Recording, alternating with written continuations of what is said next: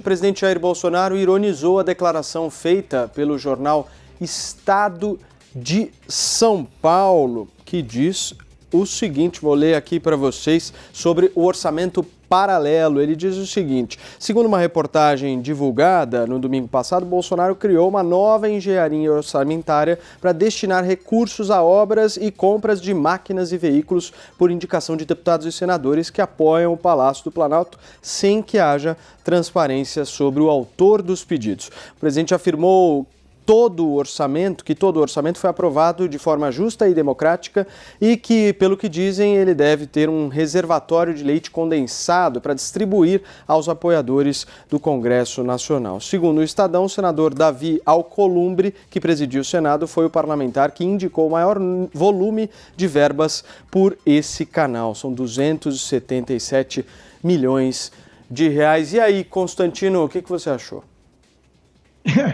Eu acho que o presidente, às vezes, ele não cumpre muito a liturgia do cargo, né? Mas é isso que o público eleitor dele gosta, porque o sistema está um tanto corrompido e aí envolve mídia, né? A mídia, ela não só cata pelo em ovo, que até é a função do jornalismo, né? Mas ela, quando não encontra, inventa. Então, esse é o orçamento secreto, como chamou o Estadão, mais público da história, né? Em vez de descobrir com gravações, câmeras escondidas, um funcionário do Correio recebendo dinheiro, guardando no bolso, ou então o Roberto Jefferson confessando seus crimes e como partícipe do esquema do mensalão, né? Caixas de sapato levando dinheiro na calada da noite, em vez de ser alguma coisa assim, tipo o PT fez, né, basta ler o Diário Oficial para descobrir esse tal orçamento paralelo, secreto do governo. Olha, e outra coisa que é interessante saber é que a esquerda agora está preocupada com um orçamento de 3 bilhões de reais num governo que tem um orçamento de 3 trilhões. Né? Então, adorei essa parte, vamos cortar, vamos passar a faca, porque normalmente a esquerda chia quando a gente fala em corte de gastos públicos. Mas a discussão é 3 bilhões de reais, existem formas e formas de aprovar as emendas, né? Existem as individuais e existem outras, né? E como o próprio ministro Rogério Marinho colocou, é sinal então de que certos deputados e senadores aí, inclusive o próprio Humberto Costa do PT, aderiram à base do governo, se esse é o escândalo, né? Porque eles também tiveram pedidos contemplados para essas emendas. Outra coisa importante para destacar aqui, para fechar, Paulo, é que a mesma mídia que condenava o presidente no começo do governo por não articular direito com o Congresso eleito, né, havia um temor ali de ser uma postura autoritária, queria governar com o clamor das ruas, aquela história, né? Agora reclama que ele caiu no colo do Centrão, sendo que o Brasil tem o presidencialismo de coalizão. Fazer o quê? A alternativa é não governar, né? Porque esse Congresso foi eleito com um modelo muito criticável, mas foi eleito. Então, não tem alternativa, né? O velho toma lá da cá, você liberar emendas legais, né? Isso é parte do jogo para você ter uma bancada, né? Senão, realmente, você não tem como governar. Então, querem, no fundo, é que o presidente Bolsonaro não governe, não possa fazer nada, não se aproxime do Centrão, não fique longe tão pouco, né? Ou seja, não tem o que ele possa fazer que essa mídia vai relaxar. Dito isso, é óbvio que tem que ter transparência nos gastos públicos e eu não sou contrário a nenhum tipo de investigação, não. Só acho que a mídia está um tanto desesperada para encontrar factoides do tipo do orçamento secreto que é público. Amanda Klein, eu quero saber a sua opinião sobre essa história de orçamento paralelo. O presidente Bolsonaro está fazendo justamente o que ele sempre condenou, né? Está agindo como a tal velha política, trocando cargos e verbas, emendas por favores, por votações, por fidelidade no Congresso, está fazendo aquele velho toma lá da cá. Então vamos tentar entender um pouco o teor dessa reportagem do Breno Pires, aliás, uma reportagem muito bem apurada, que levou 3 meses de apuração no jornal Estado de São Paulo. Ela foi inicialmente publicada no domingo, e aí ela fala desse orçamento paralelo ou secreto de 3 bilhões de reais. Por que paralelo ou secreto? Porque ele se encaixa, isso foi feito no apagar das luzes do ano passado, ela se encaixa na tal da RP9, que são as emendas do relator. As emendas individuais, elas são impositivas, ou seja, obrigatórias. O governo tem que atender igualmente a todos os parlamentares. Por exemplo, todos os parlamentares esse ano têm direito igualmente a 16 milhões de reais. Só que nessas emendas do relator, quem define onde esses recursos serão gastos, e aí isso não é transparente, por isso a história do orçamento secreto e da falta de transparência, quem define isso é o relator e, na prática, as lideranças de vários partidos. O que o governo fez? O governo elencou, ele atendeu ali a uma ordem de prioridades, ou seja, ele privilegiou determinados deputados e senadores da base aliada com emendas muito gordas dentro dessa rubrica da emenda do relator, que não deixa claro para onde esses recursos serão destinados. Então, esse trabalho de apuração do Breno Pires, do jornal O Estado de São Paulo, ele conseguiu achar 101 ofícios enviados por parlamentares para o Ministério do Desenvolvimento Regional, do ministro Rogério Marinho, e também para a Codevasf, que é a Companhia dos Vales do São Francisco e da Parnaíba, justamente destinando essas emendas. E qual que é o pulo do gato aí? O próprio presidente Bolsonaro vetou a tentativa do parlamento de impor o destino dessas emendas, né, de definir a prioridade das verbas, dizendo que isso seria muito personalista. Essa incumbência sempre foi do Poder Executivo, mas nesses 101 ofícios que o Estadão mostra, fica muito claro que os parlamentares definiram, sim, como seriam gastas essas emendas, o montante dessas emendas, onde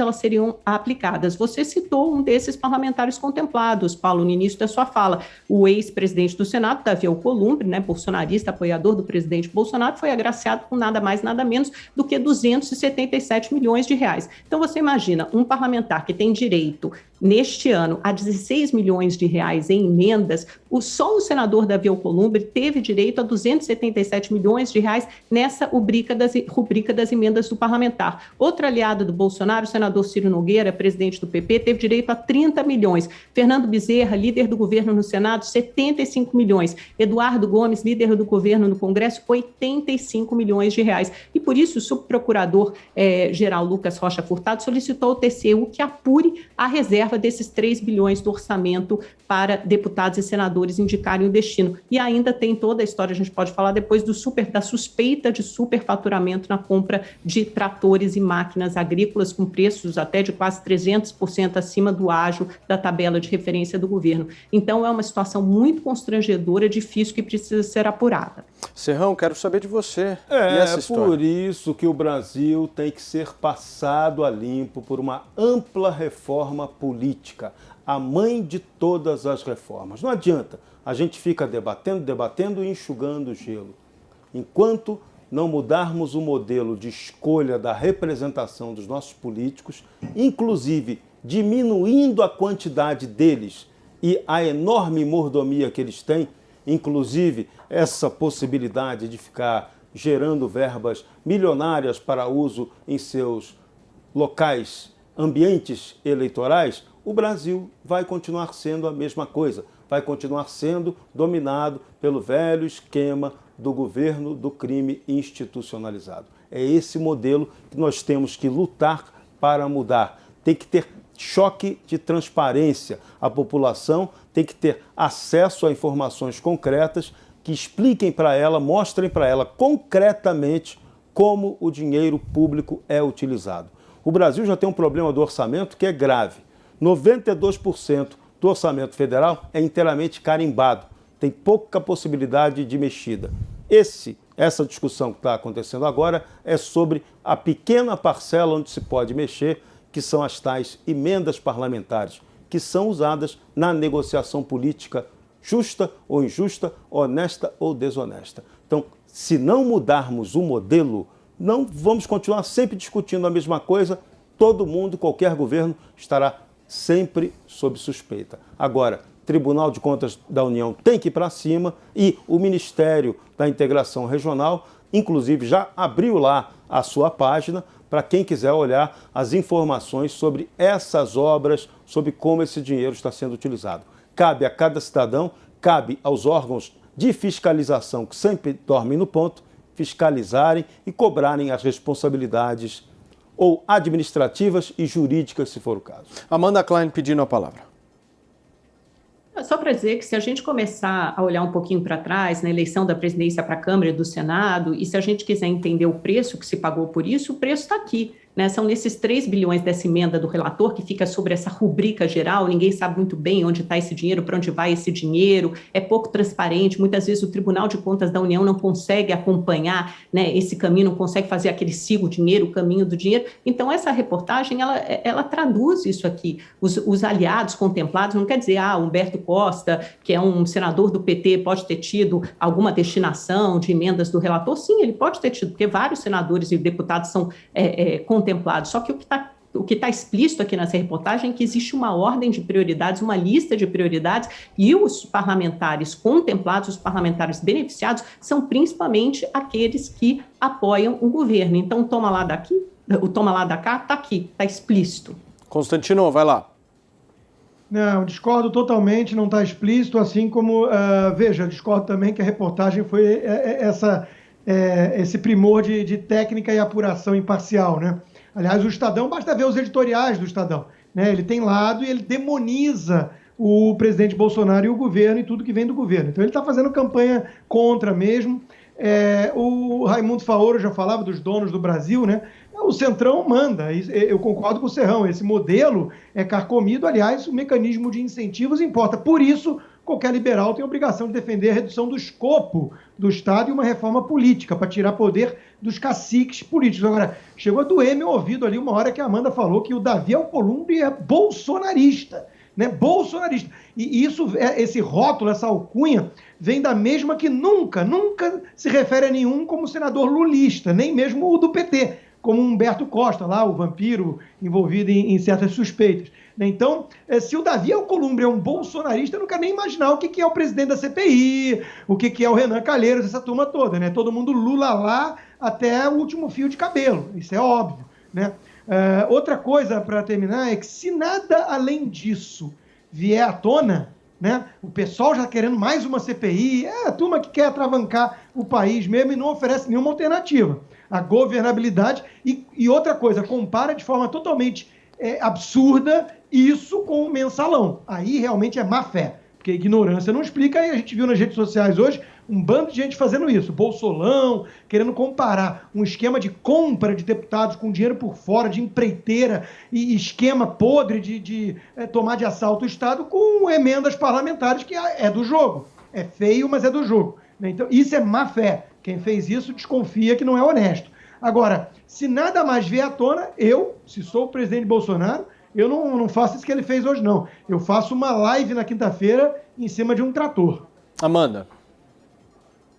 Eu não sei porque você tem tanta dificuldade em condenar um tipo de atitude de ação como essa, Constantino, que você vai priorizar, você vai sistematizar que parlamentares terão direito a mais recursos públicos baseado na votação. Então, é quase como uma compra de votos, sim, é a compra da fidelidade de uma base partidária. E é lógico que o Davi Alcolumbre é um apoiador do presidente Bolsonaro, e é lógico que Humberto Costa é lulista. O Davi Alcolumbre foi eleito com o apoio do presidente Bolsonaro e depois, como ele não conseguiu ser candidato à reeleição, ele fez o seu sucessor, que é o senador presidente agora, Rodrigo Pacheco, também com o apoio Rodrigo Pacheco é do bolsonarista presidente. também? Não, ele Rodrigo foi Pacheco eleito é com apoio... Não foi isso que eu disse, Constantino, eu estou terminando a minha frase. Mas eu perguntei. Rodrigo Pacheco foi eleito com apoio explícito do presidente Bolsonaro. Concluí minha frase, foi isso que eu disse. Eu não disse que ele é bolsonarista, eu disse que ele foi eleito com apoio explícito do presidente Bolsonaro. E essas eleições, hoje, como sempre, custam alguma coisa, elas têm uma moeda de troca. E a moeda de troca, frequentemente, são cargos e verbas, emendas parlamentares, é o que a gente está assistindo agora. Para alguém que foi eleito condenando essa prática, dizendo que era uma prática da velha política, está aí explícita a mesma prática, 2 anos depois, a compra de apoio por cargos e emendas. O mensalão não foi isso, E, eu não disse que é mensalão, Constantino. Quem disse foi você. Eu estou dizendo que não é isso. Estou dizendo que eu vi nas redes sociais. Outra coisa, comparar, você dá apoio a um candidato quando tem A ou B e chamar depois aquele de bolsonarista, como você fez ainda há pouco, isso é muito feio. Né? Porque então o Arthur Lira é bolsonarista? Não é. A alternativa era o quê? O marionete do Maia, que é um traidor que hoje está do lado do PT e que sabotava a agenda do governo. Então, Amanda, no mundo real, né, no mundo que não é o mundo de Nárnia, né, o presidente eleito precisa governar com o Congresso. Ainda bem, que a alternativa é o despotismo, né? Agora, o Congresso é esse aí, né? Então, era Maia ou Lira? Era Pacheco ou o candidato da oposição? O que você vai fazer, né? Agora, de novo, quem reclamava que o governo no início não articulava com o Congresso, reclama agora que o governo articula com o Centrão. Eu adoraria ver qual é a alternativa. Eu só vejo a fina ironia do discurso que vai se adaptando ao momento, né? Antes condenava, via o Centrão como bicho-papão, o Centrão como a pior coisa da política, e agora, bom, o governo Bolsonaro precisa governar, administrar com o Centrão. Então a gente percebe uma guinada nesse discurso. Não há guinada nenhuma. Se você for ver meus textos antigos, eu tenho vários textos onde eu digo que o Brasil ia ser salvo pelo Centrão fisiológico, porque eles queriam preservar a galinha dos ovos de ouro e por isso iam fazer o impeachment da Dilma e iam enxotar a quadrilha comunista do PT, do Foro de São Paulo, do governo. E foi exatamente o que aconteceu. O impeachment teve que passar pelo presidente da Câmara na época, que é o Eduardo Cunha. E isso aí foi exatamente o que impediu o Brasil de virar a Venezuela. Então não há guinada nenhuma. Eu sempre fui realista. Eu nunca fui sonhático, que nem a Marina Silva, e nunca fui também hipócrita, que nem aqueles que condenam o sistema ou o Centrão só quando interessa. Serrão, para a gente fechar, por favor. Bom. Vai lá, Amanda. Conclui em seguida o Serrão. Não, só queria fazer uma pergunta para o Constantino. Estou curiosa para saber o que ele acha que o Centrão vai fazer com o governo Bolsonaro. Então, se ele fez isso no impeachment da Dilma, se o governo Bolsonaro hoje é um refém do Centrão. Não tenho a menor dúvida, né? Respondido? Respondido. Então tá bom. Por isso, exatamente por isso, que o cidadão pagador de impostos, ele tem que ficar muito atento. Ele tem que saber quem é bolsonarista, quem é oposição e quem é bolsonarista. Bolsonarista, essa foi nova, meu caro Serrão.